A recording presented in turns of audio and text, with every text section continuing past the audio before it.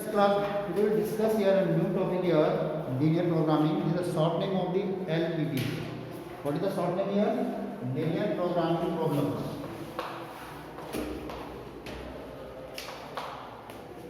Any LPP. Short name is LPP. Linear programming problems. Clear? In this topic we will discuss here कि what is the linear programming, how to a businessman how to decide how to go to the business is the higher levels. This is the topic mostly the business purpose. Clear? Suppose you have topic given a short example. Suppose you are a businessman. Your product name,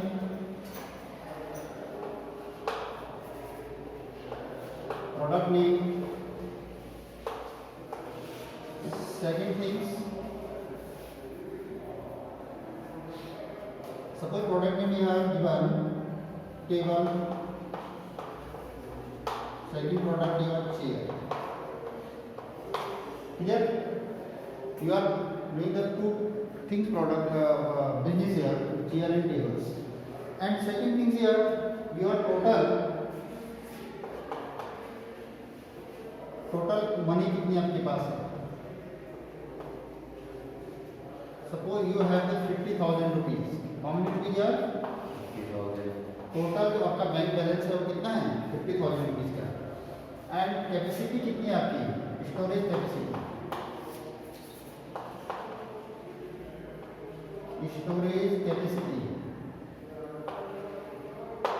storage capacity कितनी है आपके पास? Suppose storage capacity ले लो आप 60 की. कितने की लिया हमने? कोई ना कुछ कंस्टेंट तो रहेंगे ना, कंस्टेंट रहेंगे ना. बिजली से हमने कोई काम किया तो इसलिए है कि हमारे पास सब कुछ भी फुल फ्लैश में उसमें कुछ तो रेस्ट्रिक्शंस रहेंगे ना, उसमें हम बोलते हैं कंस्टेंट. मतलब जो हमारे पास लिमिटेशन जिस चीज़ का है, या तो हमारा बिल्डिंग कम होगी, लैंड कम हो सकती, कैपिटल कम हो सकती, ठीक है ना. यानी इसको हम और सपोज नेक्स्ट इसमें आएगा प्रोडक्ट. सपोज हमने क्या प्रोडक्ट नेम का टेबल चेयर कर दिया. टोटल मनी कितनी आपके पास जो आपने जैसे बिजनेस स्टार्ट करना है कितनी है? 50,000 रुपीज. क्लियर? और आपके पास कोई भी चीज़ आपने बिजनेस करना है तो ऐसा तो है नहीं कि अनलिमिटेड. आपके पास जो घर है पूरा एक ट्रक 2 ट्रक जितने बढ़ते हैं, ट्रेन ट्रक पे 7 ट्रेन भी आए उतने बढ़ता है, ऐसा तो है नहीं. एक लिमिटेशन होता है कि आपका स्टोरेज कैपेसिटी होती है. तो सपोज आपके पास स्टोरेज कैपेसिटी कितनी की है? 60 यूनिट्स की. कितनी की कैपेसिटी कितनी है? 60 यूनिट्स. क्लियर? और नेक्स्ट आपके पास क्या है? Cost price of per unit. Cost price per unit. Suppose आपके पास टेबल की कॉस्ट है 2500 और ये की कॉस्ट कितनी है? 500. क्लियर? मतलब होगा cost price of per unit. एक यूनिट की कॉस्ट कितनी है? 2500 और 1 चेयर की कॉस्ट कितनी है? अब सपोज इसको आप सेल करते हो. इसको हमने क्या किया? सेल किया. तो सेल करने के बाद क्या है? देखो मैं पहले लिनियर प्रोग्रामिंग का वो बता रहा हूँ स्ट्रक्चर क्या चाहिए, फिर मैं इसके अंदर जाऊँगा. ठीक है? मैं स्ट्रक्चर बता रहा हूँ स्ट्रक्चर क्या चाहिए लिनियर प्रोग्रामिंग का. तो क्लास 11 में आपने क्या पढ़ा था? Solving method. सेम आपको वही रहेगा जो क्लास 11 में आपने क्या पढ़ा? लीनियर इनइक्वालिटीज पढ़ा था. सॉल्विंग मेथड वही रहेगा, पर वहाँ पे क्या हमने सीखा, यहाँ में हम क्या सीखने वाले हैं, दोनों में थोड़ा डिफरेंस है. क्लियर? अब देखो आपके पास प्रॉफिट है, प्रॉफिट पर यूनिट. एक यूनिट में कितना प्रॉफिट हो रहा है आपके पास? माना इससे प्रॉफिट हो रहा है आपके पास 250 रुपीज. एक टेबल को सेल करने के आपको प्रॉफिट कितना होता है? 250 रुपीज. मतलब अगर कॉस्ट प्राइस उसकी इतनी है, आप उसको सेल कर देते हो तो आपको कितने का? 250 रुपये का प्रॉफिट हो गया. अगर सपोज आप उसको करते हो जिसमें प्रॉफिट कितना हो रहा है? 75 रुपीज का, और आप उन चेयर को सेल करने के. क्लियर? और नेक्स्ट आपके पास आएगा नंबर ऑफ आइटम्स है प्रोडक्ट. नंबर ऑफ आइटम्स ये भी हम ले सकते हैं. ठीक है ना? कितने आइटम्स आपने तैयार करने हैं या बेचने हैं, सेल करने हैं. ठीक? कितनी बात समझ आ गई? अब देखो सपोज हमारे पास एक कॉम्बिनेशन है. क्या चीज़ क्या कैसे आपकी प्रॉब्लम सॉल्व आउट करती है, मतलब इसके लिए क्या शॉर्टकट ट्रिक्स है, उसके अंदर हम अभी जाएंगे। एलवीएम में क्या क्या वर्ड्स आते हैं, क्या क्या टेक्निकल वर्ड्स आते हैं, पर उसके पहले हम इसको डिस्कस कर लेते हैं कि हम सपोज डायरेक्टली अगर हम आप बिजनेस मैनेजर आप कहोगे हमारे पास 50,000 रुपीज़ है यूज़ करने के लिए, माल खरीदने के लिए, फिर हम बेचेंगे ज़्यादा प्रॉफिट में। अगर 50,000 में हम कोई प्रोडक्ट ले रहे हैं तो बेचेंगे ज़्यादा ऑब्वियसली। जो भी शॉप की जो भी आपके पास दुकान है या कोई आपके पड़ोसी है कहीं भी है, बड़े से बड़ा इन्वेस्टर है छोटे छोटा वाला है, तो इसी बेस पे काम करता है, प्रॉफिट बेस पे काम करता है। तो आप क्या करोगे, डायरेक्टली आपने देख दिया कि फायदा इसमें हो रहा है, तो हम क्यों ना हम क्या ले लें, टोटल टेबल से ले लें और बेस की ज़्यादा प्रॉफिट हो जाएगा। तो ये कंडीशन फर्स्ट पहले आपके पास आएगी, जो कंडीशंस आपके पास आएंगी पहली कंडीशन फर्स्ट आपकी दिमाग में आएगी कि अगर हम ज़्यादा टेबल बेच दें तो ज़्यादा प्रॉफिट होगा, पर चेक कर लेते हैं कि ऐसा है भी या नहीं। वन, आप कितने टेबल खरीद सकते हो, अगर ये देखो तो आपकी कैपेसिटी कितनी की है 60 की, तो आपके पास टेबल आएंगी कितनी, अरे देखो नंबर ऑफ टेबल कितनी आने वाली है, देखो नंबर ऑफ टेबल कितनी होंगी 50,000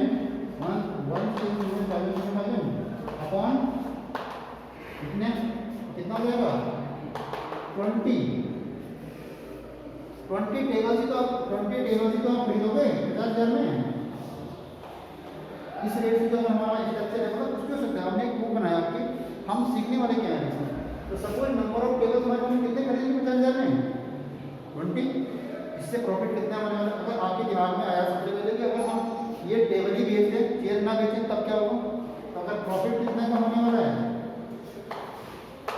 प्रॉफिट कितने का होने वाला है 20 × 250 कितना जाएगा 5,000 रुपीज़ का, 5,000 का फायदा हो। अगर वो टेबल का ही बिजनेस करता है, क्योंकि जल्दी से आदमी का बिजनेसमैन क्या करता है, कैलकुलेट करता है हर चीज़ को कि इसको बेचने में क्या फायदा है, उसको बेचने में क्या आएगा। और एलपीपी क्या कराने वाली है वो बाद में डिस्कस करेंगे। तो फिर आपने कहा जैसे 5,000 अगर चेयर बेचे तब वो भी देख लेते हैं। तो नंबर ऑफ चेयर कितनी है, कंडीशन से कि नंबर ऑफ चेयर कितनी हो जाएगी,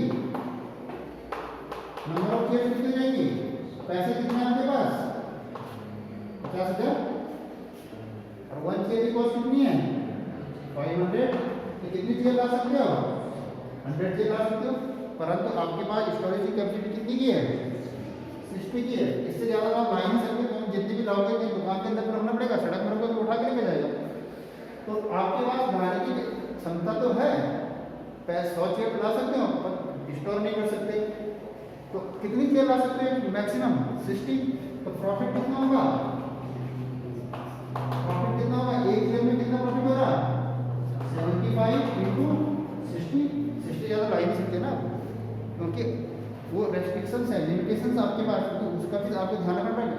ट्रक में ना आ रही हो, ये भी हो सकता है, गाड़ी स्टोरेज ना आ रही हो, या कुछ ना कुछ और प्रॉब्लम्स होती हैं जिसको हम कह रहे हैं कि इस एलपी के अंडर हम क्या सीखने वाले हैं। तो इसमें क्या कितना प्रॉफिट हो जाएगा उसको 0 6,030 और 6,045 जो चेयर लेंगे 500 का नुकसान हो गया, वैसे चलो टेबल ही बेच लेते हैं, क्लियर। परंतु हम एक कंडीशन और देखें, माना अगर उसके दिमाग में आया कि मिक्स करके बेचूं तो मिक्स करके बेचूं, एक ही तो कंडीशन हो सकती है। अगर मिक्स करके बेचूं तब उस जो आपको जो मिक्स करने के बेचने का जो क्या है नंबरिंग है, उसको भी सर्च करना पड़ेगा ना कि किस रेशो में बेचा जाए कि जब मैक्सिमम प्रॉफिट हो जाए। अगर मैं सपोज टेबल कितना बेच दूँ 10 और चेयर कितनी बेच दूँ 50, टोटल कितनी बेचनी है 60 तो बेचनी है।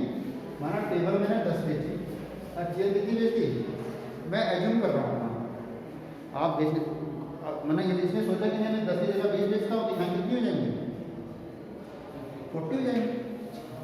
कम्बिनेशन में टोटल 60 का रखना है ना, तो तब प्रॉफिट कितना होगा, तब प्रॉफिट कितना हो जाएगा भाई, प्रॉफिट कितना होगा 10 × 250 प्लस 50 × 75, ये तो हो गया। टेबल में टेबल का मल्टीपल और चेयर में चेयर का, तो कितना हो जाएगा 2,500 रुपये तो ये हो जाएगा, क्लियर। और यहाँ से कितना आएगा 5 5 क्या 5 5 क्या 25 का 5 5 कैरी लेके 2 और 5 से 35 का 2 37। तो कितना हो गया प्रॉफिट? ये में तो 0 5 7 5 12 कितना आपको ज़्यादा हो गया। अगर उसके दिमाग में कॉम्बिनेशन बेचने में तो ज़्यादा प्रॉफिट हो रहा। अगर सिंगल बेचते हैं तो यहाँ 5000 यहाँ 4500, ये अगर मैं कॉम्बिनेशन करके बेचूँ तो प्रॉफिट ज़्यादा हो रहा। अब कौन सा कॉम्बिनेशन हम ऐसा कौन सा हम सूटेबल वो बनाए कॉम्बिनेशन बनाए इससे भी ज़्यादा हो सके, या यही सबसे ज़्यादा है या इससे कम वाला भी कोई है कॉम्बिनेशन। तो यही चीज़ हम किसमें सीखने वाले हैं? एलपीपी। ये कॉम्बिनेशन बनाना है कि किस कॉम्बिनेशन में मैक्सिमम प्रॉफिट होगा। अब मैक्सिमम प्रॉफिट होने के अगर हम सेल एंड परचेज का कर रहे हैं तो हम क्या कर सकते हैं? सेल एंड परचेज का वर्क कर रहे हैं तो हमारे पास क्या आने वाला है कि कॉम्बिनेशन बनाना है कि किस चीज़ को हम कितनी क्वांटिटी में रखें, किस चीज़ कितनी क्वांटिटी में रखें, then get is the maximum profit. पर सपोज यार मैन्युफैक्चरर, अगर आप मैन्युफैक्चरर हो तब आप क्या करेंगे? कॉस्ट को कम से कम करना चाहेंगे। कॉस्ट को माना आपकी इंडस्ट्री है इन केस, तो आप कॉस्ट को कम से कम कैसे करोगे? वो भी एलपीपी से ही सीखा जाएगा। अगर हम सेल परचेज का तब भी एलपीपी से कि मैक्सिमम प्रॉफिट। अगर हम मैन्युफैक्चरर्स हैं तो हमें क्या करना पड़ेगा? वहाँ पे तो प्रॉफिट कब होगा? जब पर यूनिट की कॉस्ट प्राइस मिनिमम से मिनिमम हो जाए। ये पेन या डस्टर या मोबाइल कोई भी चीज़ हम मैन्युफैक्चरिंग कर रहे हैं, नोटबुक, इस नोटबुक अगर आप 50 रुपीज़ की मार्केट से ले रहे हो तो उस मैन्युफैक्चर को कितनी पड़ी की होगी? 20 रुपीज़ या 25 रुपीज़ की, 50% लेस 20 रुपीज़ तक की होगी उसके पास, तब वो मार्केट में 50 रुपीज़ सेल कर रहा है। यानी अगर आप कहोगे नहीं इसकी 20 के बजाय 15 में जाऊँ तो वो कौन सा कॉम्बिनेशन, इसका जो केमिकल है, इसका जो प्रोडक्ट है, रॉ मटेरियल्स है, किस रेशो में उसको मिक्स करें कि और कम कॉस्ट में आ जाए। ठीक, तो यही हमें कहाँ सीखना है? एलपीपी से। तो उसको हम क्या बोलते हैं? ऑप्टिमाइजेशन का। जो हमें ये कैलकुलेट करना है कि किस रेशो में कॉस्ट मिनिमम की जाए या किस रेशो में हमें प्रॉफिट को मैक्सिमम किया जाए, इसी को हम क्या बोलते हैं? ऑप्टिमाइज करना, ऑप्टिमाइजेशन करना। क्या बोलते हैं इसको? ऑप्टिमाइजेशन करना। यानी जो रिसोर्सेज हैं आपके पास, अब रिसोर्सेज तो 2 टाइप के होंगे, एक तो मैन्युफैक्चर रिसोर्सेज है, दूसरे रिसोर्सेज क्या आपके सेल एंड परचेज के। तो जो भी आपके पास रिसोर्सेज हैं उनका आप क्या कर सकते हो कि मैक्सिमम प्रॉफिट और मिनिमम लॉस, रिसोर्सेज का ऐसा इस्तेमाल करना है कि मैक्सिमम प्रॉफिट हो और मिनिमम लॉस हो। तो इसी को कैलकुलेट करने को हम क्या बोलते हैं? ऑप्टिमाइजेशन करना। और ऑप्टिमाइजेशन किससे होगा? जो आपके पास रिसोर्सेज होंगे उनका ही आपने क्या करना है? यूज करना है। इतनी बात समझ आएगी। तो ये एलपीपी में हम ये सब सीखने वाले हैं। और ये मोस्टली जो टॉपिक्स है बिजनेसमैन इससे बहुत ज़्यादा कैलकुलेट कर सकते हैं। ये जरूरी। अब यहाँ पे तो हमारे पास ओनली 2 प्रोडक्ट का है। क्या है? 2 प्रोडक्ट का हमने बताया, पर अब आपके सिलेबस में इतना ही है 2 प्रोडक्ट में। पर मैन्युफैक्चर आप अगर इस लेवल में जाएंगे तो और अदर 2 प्रोडक्ट के आप बहुत सारे बना सकते हो। क्लियर? सेकेंड थिंग्स, इसमें जो सॉल्विंग वर्किंग जो रूल्स हैं वो सेम वर्किंग रूल जो हमने क्लास 11 में पढ़ा था, क्या? लीनियर इनइक्वालिटीज, उसी तरीके से आपने इसको सॉल्व करना है और उसी तरीके से डायग्राम को ड्रॉ करना है। वहाँ पे हम उसी तरह से सेट करना है। अगर ट्रू होता है तो टूवर्ड द ओरिजिन, फॉल्स होता है तो अवे फ्रॉम द ओरिजिन। और जो आपका कॉमन पार्ट आएगा वो आपका फिजिबल रीजन आएगा। यहाँ पे हम सॉल्यूशन रीजन ना लेकर क्या बोलेंगे? Feasible region. फिजिबल रीजन कहने का मतलब ये है कि उस एरिया में कहीं पर भी हम उस एरिया में कोई भी हम वर्क करें उतने एरिया उस लिमिटेशन के अंदर, तो हमें कोई प्रॉफिट कोई लॉस नहीं होगा, हमें मैक्सिमम प्रॉफिट ही मिलेगा। किसी भी किसी पॉइंट में हम वर्क करें, ठीक, उस रीजन को हम बोलते हैं फिजिबल रीजन, पूरा रीजन। ठीक है ना? वहाँ पे तो हम सोल्यूशन सेट बोल रहे थे, पर यहाँ पर हम क्या बोलेंगे? उसको फिजिबल रीजन बोलेंगे। ठीक, और बाकी सॉल्विंग मेथड आपका सेम ही रहेगा जो आपका पहले से करके आएगा।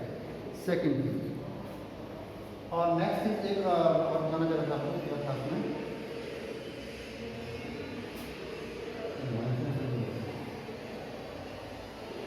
चलो एक मैं बताऊँगा।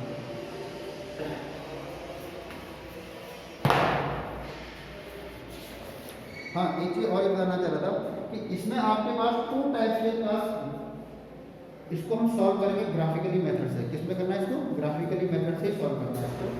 और भी मेथड है, पर आपके सिलेबस में सिर्फ ग्राफिकली मेथड है, अदर मेथड नहीं है। तो ग्राफिकली मेथड से हम इसको सॉल्व करेंगे। और इसमें ग्राफ बनते हैं टू टाइप्स के, एक बनता है बाउंडेड, एक बनता है अनबाउंडेड। दोनों का सॉल्व करने का तरीका सेम है, ऐसा नहीं कि बाउंडेड और अनबाउंडेड में कोई डिफरेंशियल है, no, everything is same. But unbounded में जो हम रिजल्ट निकालते हैं उसके लिए 2 स्टेप्स ज़्यादा करने पड़ते हैं लास्ट प्रोसेस में। Rest will be the same things, starting work is the same, starting work is not different, clear? Starting work आपका सेम रहेगा इसमें, पर जो अनबाउंडेड वाला पोर्शन है उसमें हमें 2 स्टेप एक्स्ट्रा करने पड़ते हैं। लिखना पड़ता है कि हमें उसका रिजल्ट हम कैसे कंक्लूड करेंगे, वो डायरेक्टली कंक्लूड नहीं कर सकते हम कि अनबाउंडेड में तो ऐसा हो गया कि जो हमें पता ही फिजिकल रीजन का पता ही नहीं, अनबाउंडेड है, वास्ट है।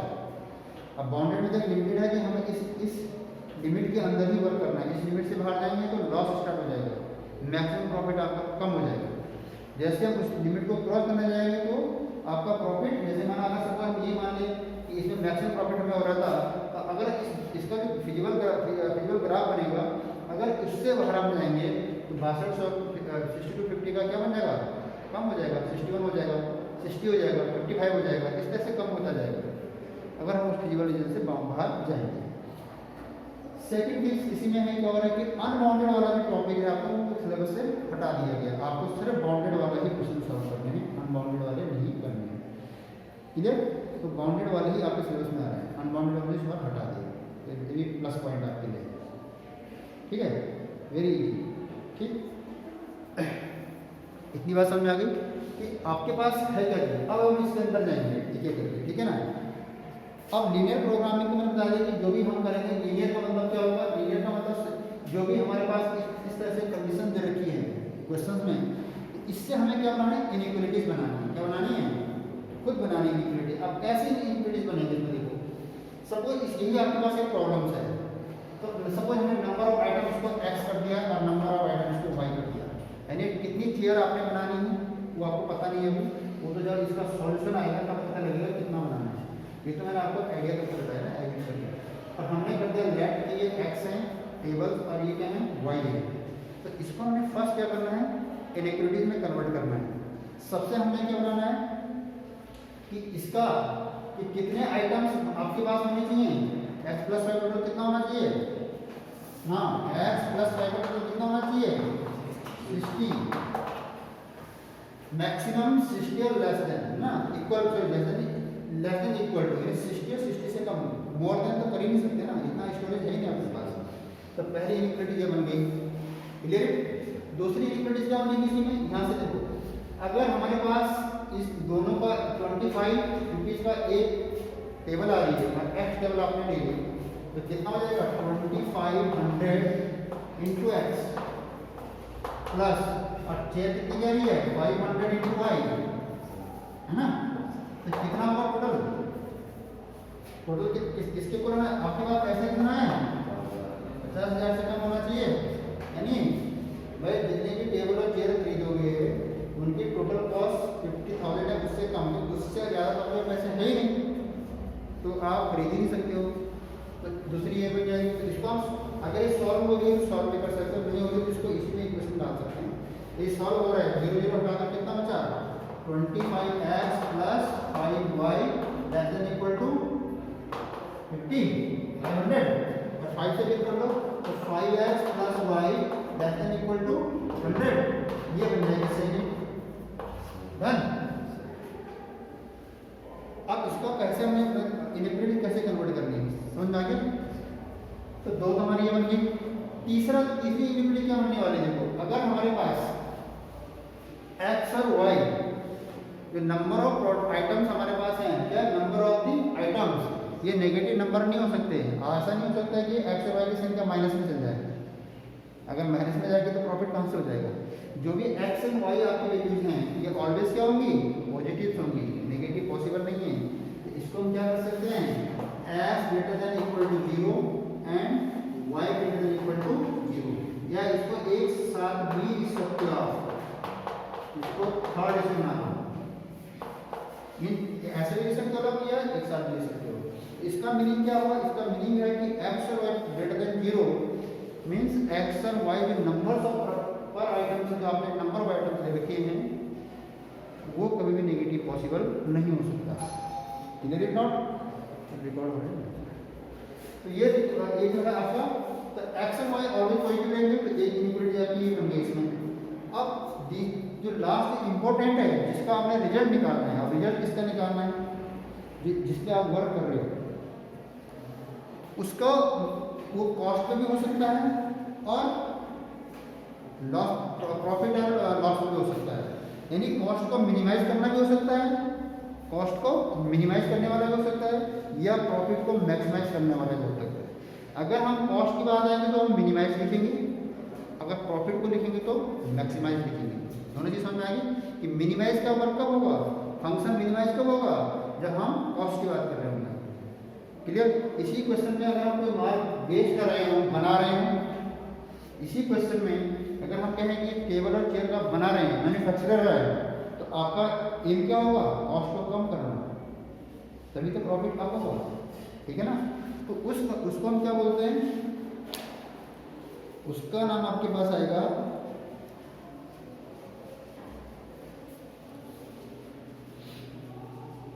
Objective function. क्या बोलते हैं उसको? Objective function. क्या बोलते हैं उसको? Objective function. ऑब्जेक्टिव फंक्शन जो आपका बनेगा ये इंपॉर्टेंट है। ऑब्जेक्टिव फंक्शन, ऑब्जेक्टिव फंक्शन को मिनिमाइज या मैक्सिमाइज, इस क्वेश्चन में स्टेट में देखिए तो हम क्या लिखेंगे? मैक्सिमाइज।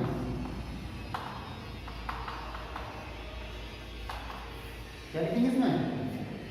मैक्सिमाइज क्यों लिखेंगे? हमारा पास वर्क का चल रहा है, प्रॉफिट और लॉस का चल रहा है ना हमें। तो अगर हम बेच रहे हैं तो इसको बेचने खरीदने का काम करो तो प्रॉफिट का काम होगा, प्रॉफिट का हम क्या करेंगे? मैक्सिमाइज करेंगे। अगर हम किसी चीज को मैन्युफैक्चरिंग करेंगे तो हमें यहाँ पे क्या लिखना पड़ेगा? मिनिमाइज। कॉस्ट को क्या करना पड़ेगा? मिनिमाइज करना पड़ेगा। तो जेड, इसको हम रिप्रेजेंट करते हैं जेड से। क्या करते हैं इसको? जेड से, कैपिटल जेड से। और यहाँ पे कितना आना चाहिए इसको? एलबी जो भी आपका आएगा इसमें 250x प्रॉफिट इसमें आ रहा है ना, प्रॉफिट तो कितना होगा? एक यूनिट में कितना प्रॉफिट हो रहा है? 250x और एक में कितना हो रहा है? Plus 75y। बस समझ में? तो ये आपका मैक्सिमाइज हो रहा है, किसको हो रहा है? प्रॉफिट हो रहा है। प्रॉफिट लिखा है ना, प्रॉफिट। अगर यहाँ पे हम मैन्युफैक्चरर होंगे तो हम क्या लिखेंगे? कॉस्ट। क्या लिखेंगे यहाँ पे? कॉस्ट। तो यहाँ पे हम क्या लिखेंगे? मिनिमाइज। अगर यहाँ पे कॉस्ट की बात हो रही है तो यहाँ मिनिमाइज है। ठीक है? तो अब हमारे पास इनइक्वालिटीज बन गई है जो हमने क्लास 11 में पढ़ी थी। क्लियर? उस हिसाब से हमें जो सॉल्व करना है, ग्राफिकली बनाना है, और फिर उसको हम क्या निकालेंगे? कॉर्नर पॉइंट निकालेंगे। जो फिजिबल रीजन के कॉर्नर पॉइंट निकालेंगे। क्या निकालेंगे? Corner point.